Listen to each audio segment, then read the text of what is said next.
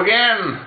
You know, if you've been watching a lot of my videos, there's one common thread. Well, there's actually a couple of common threads. One of the common threads that I talk about is the pieces of the puzzle. And the other one that I've mentioned quite often is to distract, divert, and to deceive. Now, if you remember back, we used to hear an awful lot about George Soros. We heard he was referred to as being the puppet master. We were told that he was behind pretty much anything and everything that Obama was instrumental in doing.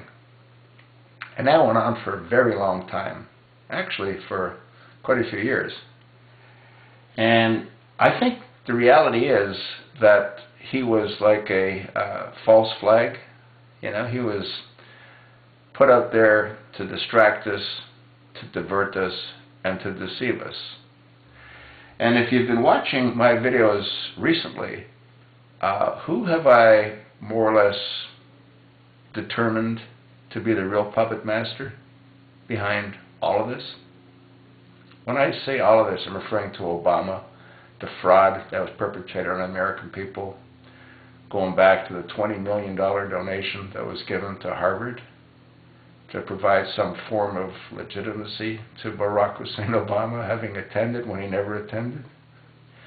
That was probably the most expensive degree that anyone's ever had to provide to obtain one. $20 million 30 years ago, well, it's probably like $50 million today. And that's what that degree cost in order for Obama to pretend that he graduated from Harvard. Who paid that fee? Well, if you've been watching a lot of my recent videos, I think it all comes back to King Abdullah of Saudi Arabia. All of it. My first clue was when I saw the rear end of Obama as he bent down to kiss the hand of King Abdullah.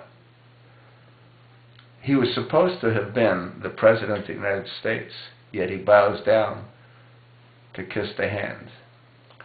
And I made mention of this back then as well when I saw that occur. And what I said was, that was a reflex action of his. He didn't intentionally bend down. He couldn't help but bend down because he has such deep regard for everything that King Abdullah has done for him. I think King Abdullah created Obama. And I've made mention of that in some of my previous videos. I think Obama was destined to be exactly where he is.